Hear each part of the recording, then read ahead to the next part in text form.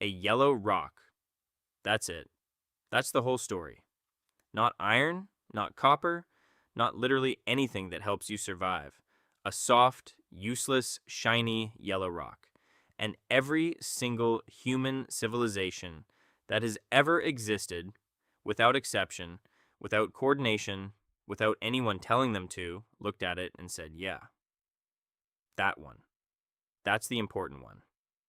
I need you to understand how weird that is. Picture the first guy, some dude in Bulgaria, 4000 BC, barefoot, hasn't eaten properly in 3 days, genuinely worried about being eaten by something.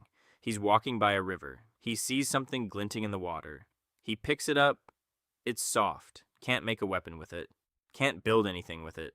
Can't eat it. And he just keeps it, puts it in his little pouch, and carries it home. And for some reason, every human being who has ever lived since that moment has agreed with that decision. Egypt loses its mind over gold, completely loses it. They decide gold is the literal flesh of their son, God Ra. Not a symbol, not a metaphor. They think the actual body of God is made of this river rock. So what do the pharaohs do? They die and take it with them. Tutankhamun gets buried with over 5,000 gold objects because he needs them in the afterlife. When Howard Carter opens that tomb in 1922, trained archaeologist, seen everything. Nothing surprises him anymore. He opens the door and just stands there and says, gold. Everywhere, the glint of gold. Completely loses his professional composure because there was just too much of it. And the oldest map ever found, not the Nile, not trade routes, a map of a gold mine. The first thing humans thought was important enough to draw a map for was where to find more gold. We are those same humans, exact same brain. We just convinced ourselves we evolved past this. Then Rome. The whole empire runs on a gold coin called the aureus.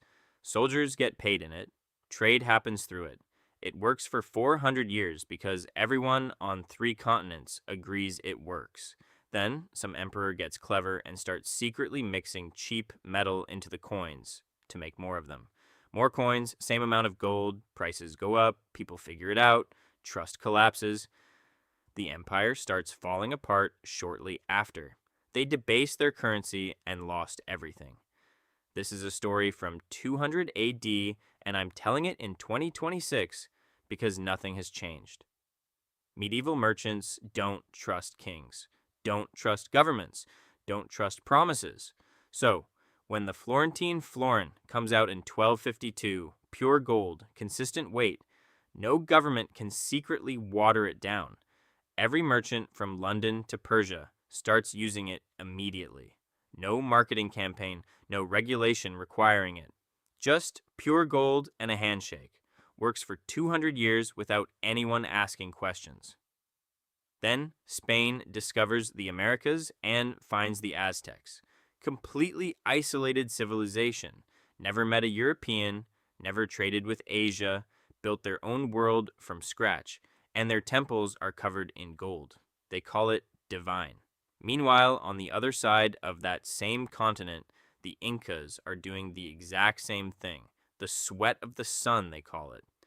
2 civilizations, 0 contact, same conclusion. At this point, you have to stop calling it culture. This is something else. This is something in us that was there before civilization was even a concept. Here's the only number you need to remember from this entire video. All the gold ever pulled out of the earth, every mine, every river, every civilization, across 6,000 years of humans specifically looking for this stuff, fits in 3.5 Olympic swimming pools. That's it. The entire supply. 3.5 pools for 8 billion people and every empire that came before us. That's why it holds value. You cannot print more of it. You cannot make more of it. You cannot convince the earth to produce more of it by passing a law.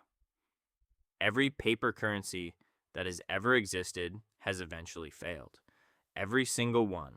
The Roman denarius, the Chinese jiaozi, the French assignat, the German mark in 1923, All of them eventually became worthless. Gold has never been worth zero. Not once. Not in 6,000 years of people trying to replace it with something more convenient. And here's the kicker. Right now, in 2026, the people who understand money the best, the central banks, the institutions that literally manage national economies for a living, they are hoarding gold at a pace nobody has seen since the 1960s.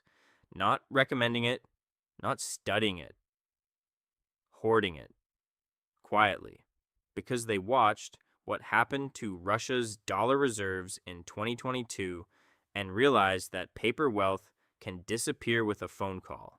Gold cannot. So, next time someone tells you gold is a relic, a primitive superstition, something we've moved past, just think about that Bulgarian guy by the river in 4000 BC picking up a useless soft yellow rock and deciding it was worth keeping. 6,000 years later, the entire financial system quietly agrees with him. Subscribe and go touch some grass or gold, preferably gold.